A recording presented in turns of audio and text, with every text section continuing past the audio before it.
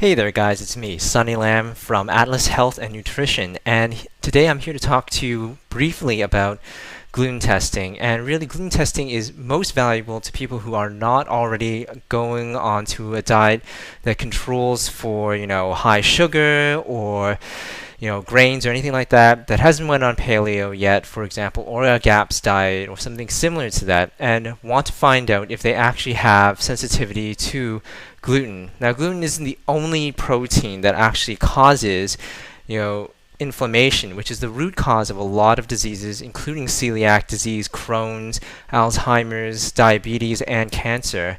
So it's definitely a start. It's not the only thing you should be looking at. You should definitely be looking at your symptoms as well.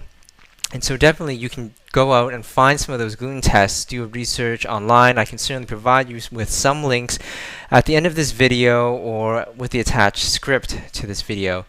And you can do some of those tests, and it requires you to either analyze your genes, which is extremely expensive, or you're going to have to take a special antibody test where essentially you have to produce the compounds or proteins that the test can detect, and that only happens when you're actually eating foods that have gluten, for example, like wheat.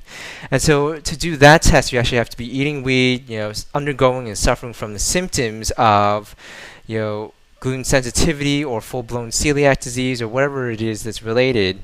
And then maybe about roughly a week or two before you do that, and then you take that test, and it'll show whether you actually have the antibodies that are produced when your stomach lining is damaged by gluten and there are holes opening essentially in your stomach. And so once that happens, there's a chance to detect it. There is a possibility that there is a false negative, and so you may want to take the test at least once or twice, maybe even thrice. And it would be well worth the cost because of the impacts that gluten has not only on your digestive system and how you feel after you eat a meal, but also your brain functions, everything like that. So it's definitely worth an investment. And so at that point, if you're not already on paleo and you're not already on some sort of diet that pretty much gets rid of the main causes of these toxins, which is gluten essentially, and gluten-like proteins, then you definitely want to try to take one of these tests, or a food test, the test for allergies to different types of foods, which is another source of inflammation. So there is a quick little jaunt about gluten testing.